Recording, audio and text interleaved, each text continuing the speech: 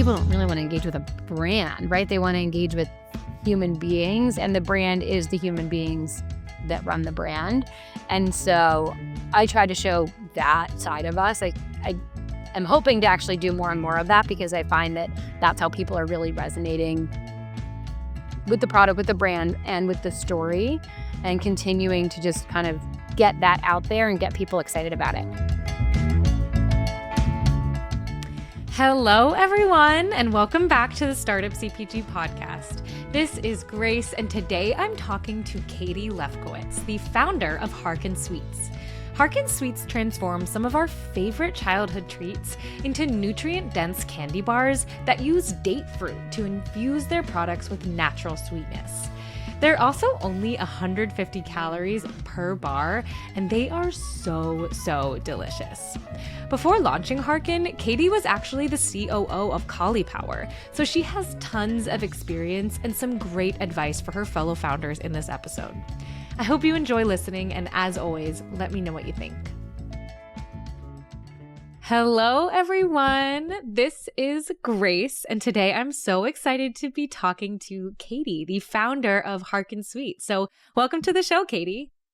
Thank you. I'm so excited to be here. Thank you for having me. Yes, I'm so excited you're here, and I'm such a fan of Harken Sweets and all of the delicious things you make. So I'd love for you to share with our listeners what it is Harken Sweets makes. Yeah, absolutely.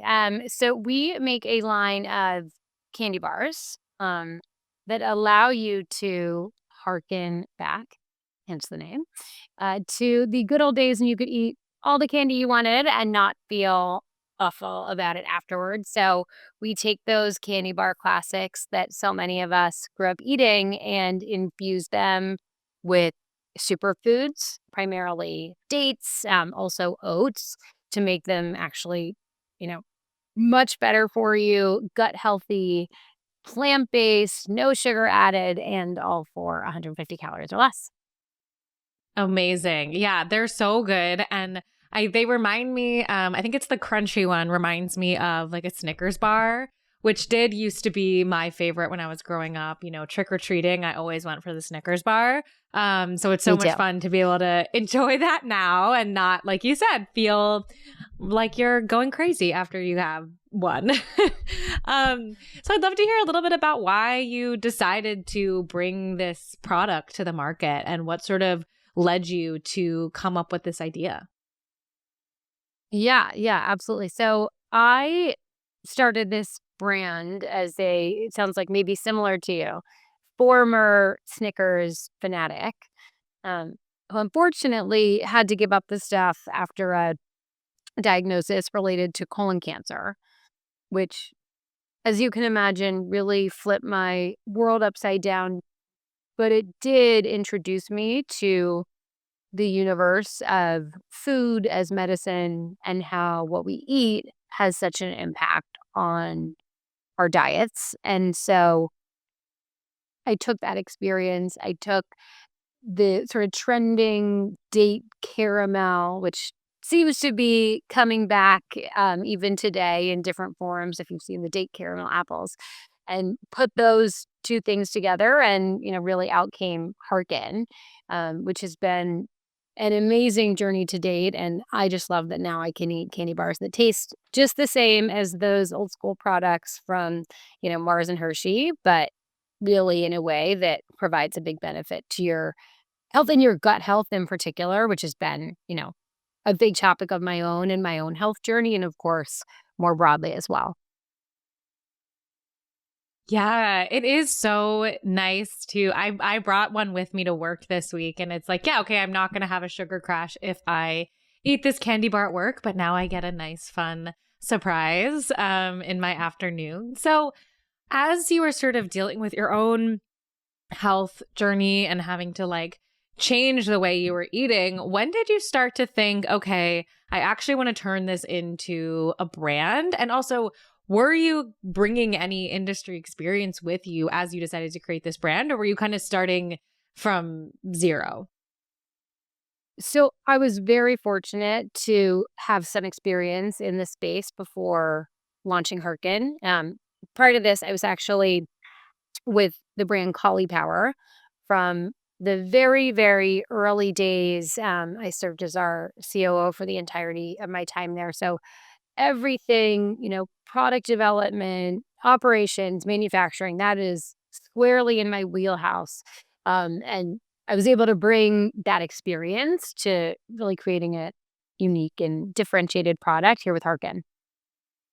Yeah. Yeah. That's so useful to have that experience, I'm sure. And so, did you leave Cauliflower to create Harken? Yeah, absolutely. So that was, Cool. there was So a lot what were of, those first steps like? yeah, honestly, the first You keep going. 2 years, okay, the first 2 years or so were, product development. I worked on thousands and thousands of iterations of what this would, could, should look like. And it was really, really challenging because when you're doing something very different, there are so many more hoops to jump through than if, you're doing something maybe more in line with expectations. And so honestly, the hardest part of this journey to date is still from before we even were launched into retail, which is really getting our product to a place where, we felt really great about, that tasted just the same as those old school products, but really did have all of the health benefits that I mentioned.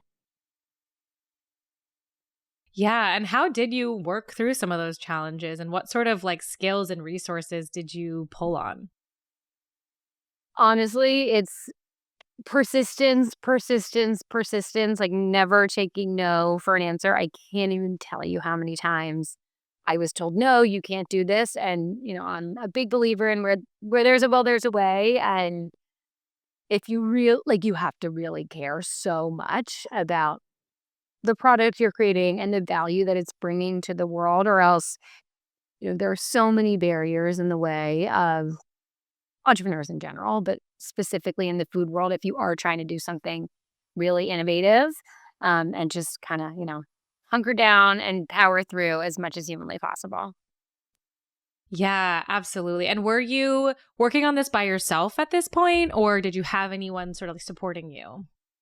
Yeah, honestly, we're still a very small team. It's just 3 full-time people. We just brought on a new person as of about a month ago, so it's been very lean, very scrappy. I wear every hat imaginable down to, packing boxes, which I think has been actually a great reason why we've been able to be successful. Um, and yeah, it's been quite the adventure. Yeah. So once you got through those 2 years of sort of like getting no's and having to just persist and finally get this product right and where you felt you were happy with it, what was it like when you were finally able to launch and how did you approach, like, what was your strategy for your actual launch of the product? Yeah, so from the beginning, I'm just a believer in, like, if you have a great product, people try it, they'll buy it again. So my strategy was, let's go locally. So I'm based in New York City. We launched with Pop-Up Grocer as well as Gourmet Garage, Fairway, some of the Wake Fern banners in the area. And that was really amazing just to get our name out there, our brand out there, to get the consumer experience um, with the product and really just understand what the feedback was. And from there, honestly, things kind of went right to the races. Now at the end of that kind of first year or so in market, we're in about 4,000 doors. So we are in Walmart, we're in Alberton Safeway, Fresh Market, Hy-Vee, tons of 20 store chain throughout the country, which has been quite the roller coaster to be a part of. But very happy to say we've been able to fill all of the orders for the big uptick in demand that we've seen since launching. Yeah, I was looking at your store locator on your website and I was like, you're everywhere. Like you look at the map of the country and it's like there's Harkin everywhere. So how do you make sense of like how quickly that happened and So what sort of advice do you have for founders who might be launching their product and are like, whoa, how did you go from, 0 to 100 like that? Yeah, I think for me, again, it all comes back to the product. If you have the right product, you have the product market fit, like just be ready for it. And I built this company to be able to scale quickly because I believe so much in the product, in the way that people had been resonating with it, just in my own, small focus groups. And so my advice would be, when some of these bigger retailers do have conversations, like be in a place where you're able to say yes. I mean, so many people aren't, and that's fine. And I think you're better off saying no and then saying yes later if there ever is a decision point like that. But again, just really fortunate that the way we've built the business has been able to really keep up with the demand that's kind of increasing every day. Yeah. What have your conversations with retailers been like as you've been growing rapidly? And has it been, mostly inbound or outbound outreach on your end? Or how is that sort of like, how is that ball just kept rolling? It's a bit of a combination. I'd say Mm-hmm. at this point, probably a little bit more inbound than outbound, just because, it's been, I think people see the numbers, people see the progress and the velocity of our product on the shelves that it's at. But I mean, especially in the early days, I was just, calling, emailing anybody who would talk to me to kind of get the conversation started. What I also found is tasting is believing. And so if there is a way to get your product in front of folks, get them to actually try it, if they love it, then their consumers will love it as well. And so just by any means necessary to get these different category managers to try the product has been really successful for us to date. We'll be right back. Hola, amigos. About 4 years ago, I got a message from a designer in Colombia who said she'd like to work with Startup CPG to build her reputation in the US. I couldn't believe how affordable her pricing was, and the quality looked top-notch. I started work with them for Startup CPG and then a bunch of my other CPG projects as well. Fast forward to today, they are the most beloved agency in our Startup CPG community. They've got dozens of happy customers like Prickly and so many more. I recommend them to absolutely anybody who will listen because the combo of top-notch quality and very reasonable pricing is exactly what you want as a startup brand. You can hire them for branding, packaging, your website, or they actually have an awesome startup package that will do all three. If you want to learn more, email them at startupcpg@wagondesignstudio.com or check the show notes. You could also post on our Slack for feedback and just be overwhelmed by how many people want to sing their praises. Gracias, Wagon! And now, back to the show. Yeah. I'm curious what some of those by any means necessary are, or were there any by any means necessary that were like so crazy? Nothing so crazy, but I do like Earl when we were at Expo West, for instance. I mean, and I'm sure every founder who has been there, there were more than a few times where I was like, oh my gosh, there's this green badge, and chasing them down the aisle because you just never know, right? Like maybe their heads are turned this way and your booth is on the other side. So I'm a big fan of, that trade show in particular. There's a few others that I would definitely recommend, but just getting in front of the right people and telling your story, making sure your packaging tells your story as well, because we're all consumers at the end of the day, and having something that they can really get behind and believe in. Yeah, absolutely. And when you were at Expo West this past year, did you have a booth or were you just like backpacking? Yeah, no, we had a booth. Oh, nice. Okay. What was that decision like to kind of make that investment? You know, it's a tricky one because obviously they are not inexpensive, but at that point, I really felt like we had the scale to be able to meet the demand and honestly just start to have these conversations. And it is not an insignificant expense, but there's really nothing like it in terms of having all of those different buyers in one place and being able to really introduce them and frankly the entire like shopping base, right? Again, everybody's a consumer, and having the ability to sample our product so broadly, getting all of the positive feedback, like it was really invigorating and absolutely worth it for us. Yeah, absolutely. There is truly nothing like Expo West. And I know you mentioned there were a few other trade shows you'd also recommend to founders. Could you name what a few of those are? Yeah, I mean, I'm a big believer, I should say, in backpacking. Like I do that anytime I can. Hmm. We're also, I mean, specifically in the world we play in, like we'll be at Snacks and Sweets this year in Indianapolis. Again, I think for folks with products that are in those categories, that's another really good one. But even if it's just in the city that you live in, right? Like in New York, it's fancy food. Like these folks are in town for these different events and just trying to find a way to get in front of them, even if it's not investing in a full booth, because obviously, it can be cost prohibitive and a bit distracting to go to them all the time. But I've always found just being a part of it and being in the middle of things has been invaluable. Absolutely. And another thing I wanted to return to that you brought up was being ready to say yes to these larger retailers when they do come to you. And you mentioned that you felt like you had built the business in a way that enabled you to say yes when these big opportunities come. So, could you speak a little bit to what you did to make sure you were ready to say yes?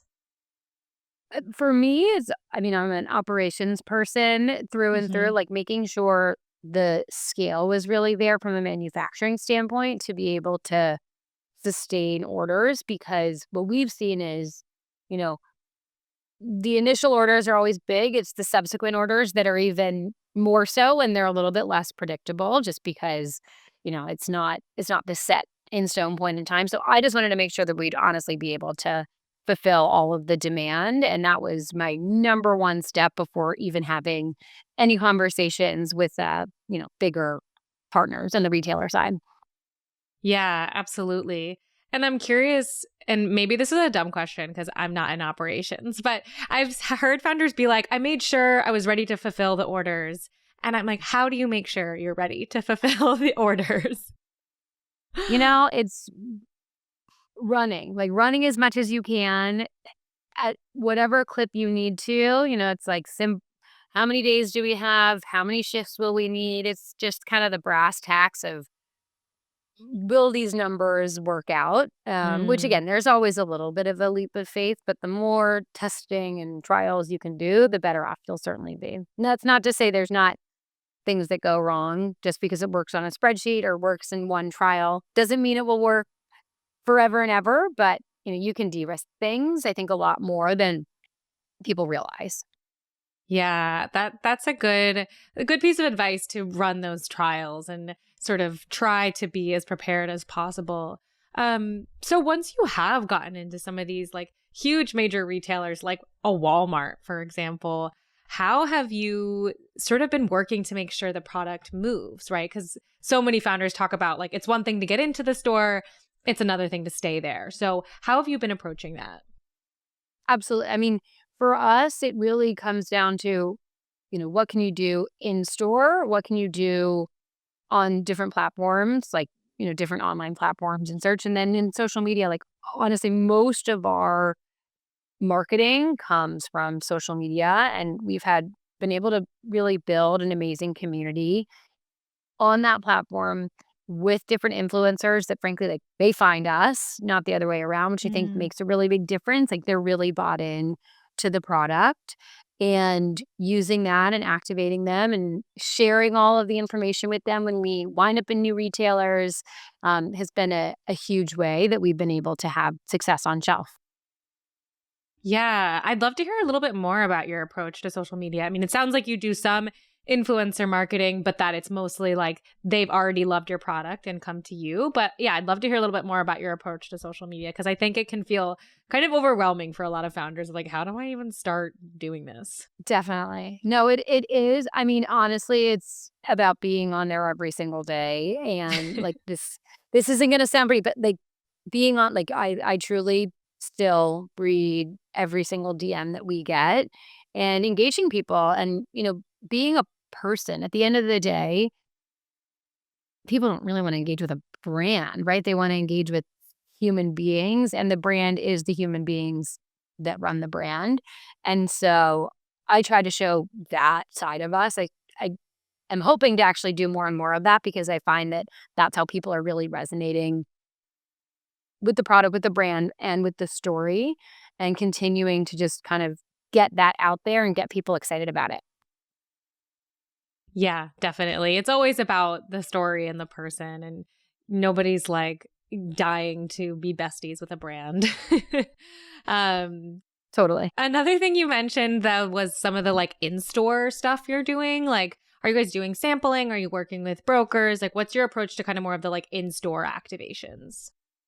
Yeah, absolutely. I mean, I think sampling, tasting is believing for us. So anytime we've been able to do sampling, whether it's, through demo programs or other, offline sort of means, we jump at it because as soon as someone tries it, they love it and they're kind of customers for life. So that's where we've really been focusing from an in-store standpoint. Yeah, definitely. And how are you managing that since you are in so many stores now?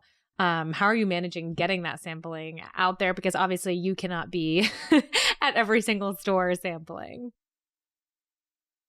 Right. Yeah, I mean, and it depends on the retailers, some are better than others in the demoing department, but typically, again, because it's candy and who doesn't want a little sweet snack when they're, have crying kids with them in the grocery store?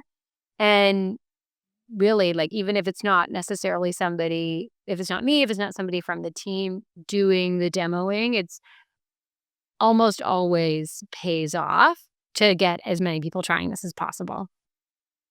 hmm And do you work with like a specific, I mean, yeah, every store is different, but do you just like hire, like freelance salespeople, or who do you get to like run those samplings when you can't be there?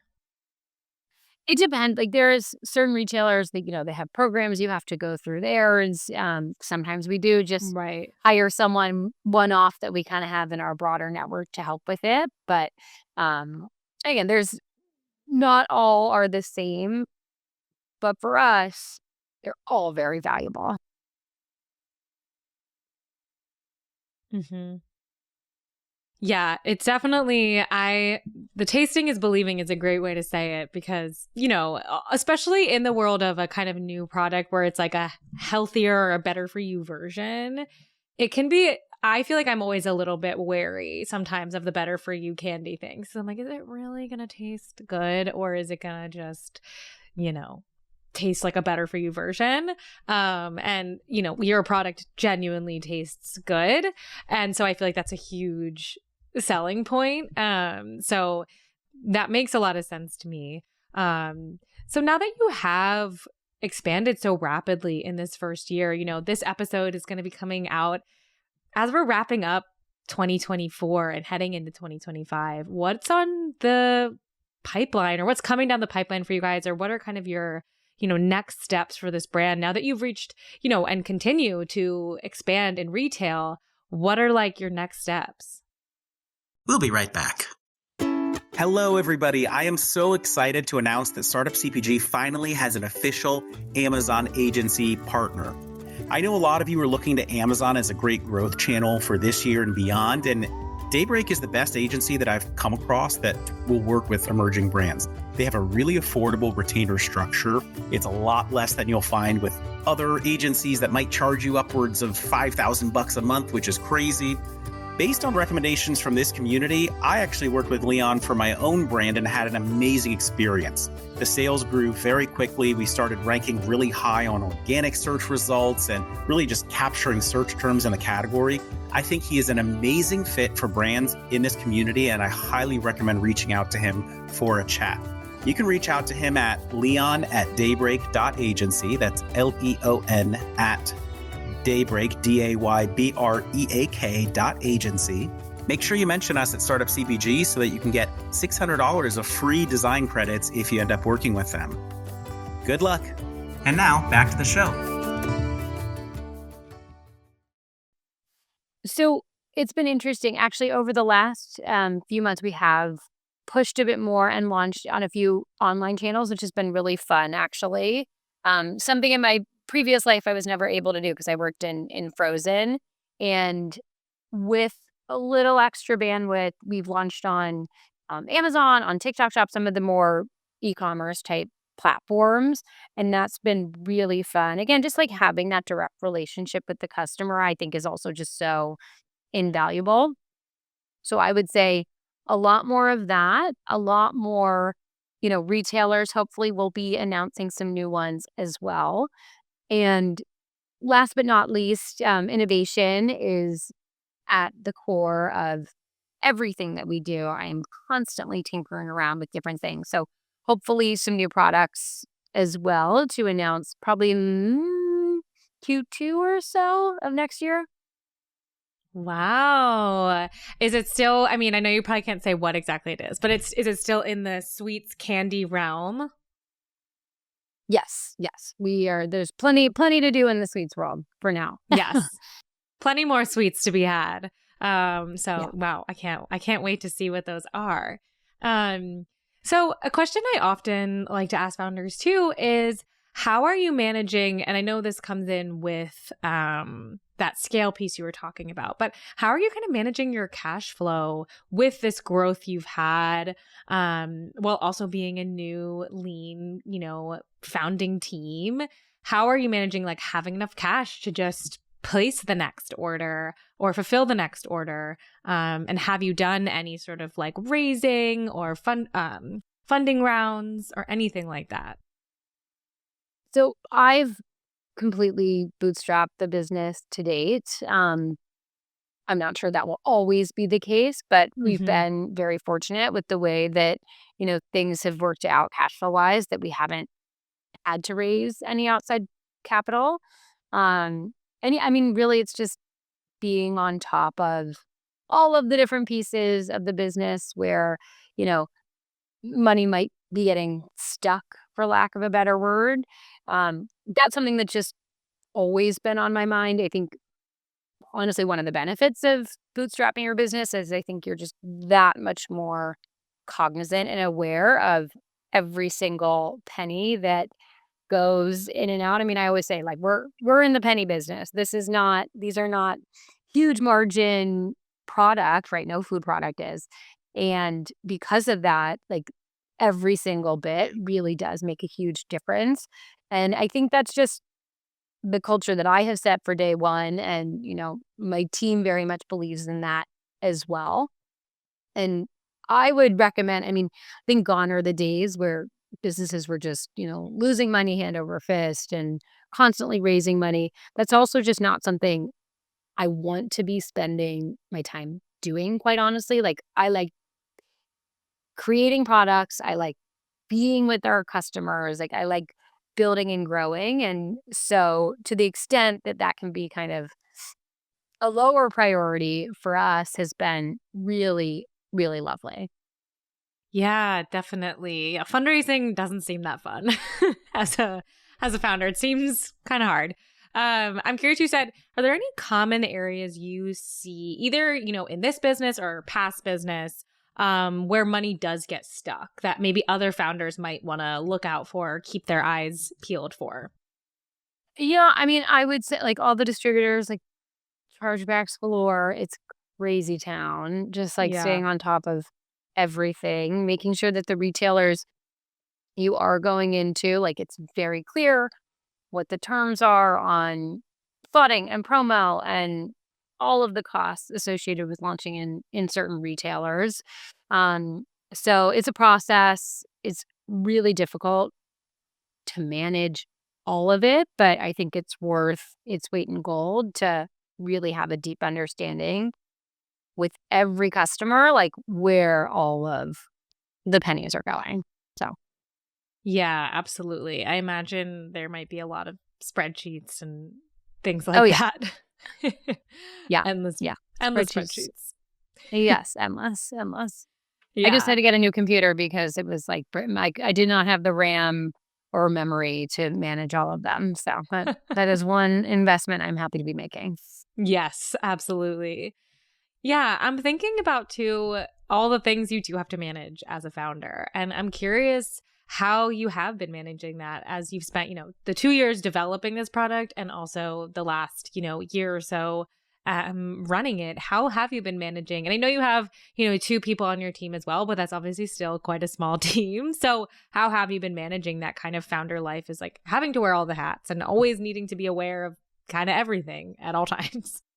Yeah, I mean, the team is amazing. Like, shout out to Megan and Whitney. They make all of the difference. I don't know. I'm like, we take it day by day. Like, let's get as much as we possibly can done, and leave the rest. And I don't know. I don't sleep that much. I also have a 6-month-old, so like that just throws everything into even more complication. Just to make things a little more difficult. I was like, let's throw baby on top of this. But no, it's crazy. But like for me, I can't imagine doing anything else with my days. So Mm, yeah. Well, I'm so glad you enjoy it so much because, it'd be a huge bummer if you don't. And congrats on your little baby. That's so thank sweet. you. Thank Hopefully you. they'll be, huge Harken Sweets fans once they're a bit older. He better be, or else that we're gonna have a real problem. But Absolutely. So thinking about maybe earlier version of yourself, Katie, before you started Harken, or even before maybe you entered the CPG world, like, is there anything you wish someone had told you who maybe now has the experience that you have? If someone's listening to this who wants to start their own brand, but doesn't really know how, or has just started their brand and is feeling overwhelmed by information overload, do you have any advice of things you wish you'd known before entering this space? This comes from a old professor of mine, actually, from business school, and I literally, it's the background of my computer screen, which is the essence of strategy is choosing what not to do. And it's like something that I always try to keep top of mind as a person. Like so many entrepreneurs who just wants to say yes to everything, is a bit of an optimist, a bit of I get excited about new opportunities, but I think the more you can really hone in on, like, not even so much who you are, but who you aren't, and where you're going to put your brand, put your products, the more critically you can think about that, and the earlier you can do that, the better off you'll be. Yeah, that's a great line. The essence of strategy is deciding what not to do. There you That's go. good, professor. Yes. Yeah. So what's something, also just looking back, what's something you're most proud of, having launched this brand and run it now for, a Oh year? gosh. I mean, honestly, just like still to this day, seeing my product on shelves is Mm, like, I still can't believe it. yeah. It's really cool. And just the feedback, like the emails that we get are like unbelievable. And like people take time out of their day, like they look at our package, they eat the product, they go to our website, they email, like it's takes time, and it's everything. Like that is the reason that I get up and do what I do every day. Oh, yeah. That's so special. And it is amazing when someone sends an email just to say, thank you, I love your product. Because like you said, it's genuinely taking time out of their day just to say thank you. And that's so beautiful and meaningful. Yeah. And it means the world. So if anybody loves any products, please reach out. I mean, I literally still read everything that comes into our, hello@harkensweets.com. I always say, like, it's literally on the package. My email is on the package. So you want to talk to me, you can find me. Yes, absolutely. So, where can people who are listening learn more about Harken Sweets and follow along on your journey as you launch into more retailers and, new products? Where can they follow along?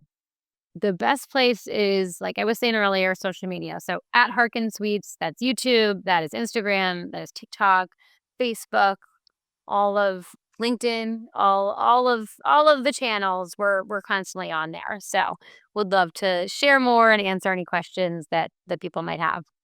Yes, absolutely. Well, everyone should check out at Harken Sweets on any platform they're on, and also go to a retailer near you and buy some, because I'm pretty sure if you're listening to this, you probably live near a retailer that now stocks Harken Sweets. Yes. So go check them out. And it was such a pleasure to chat with you, Katie, and have you on the show. You too. You too. I really appreciate it. All right, everyone. Thank you so much for listening.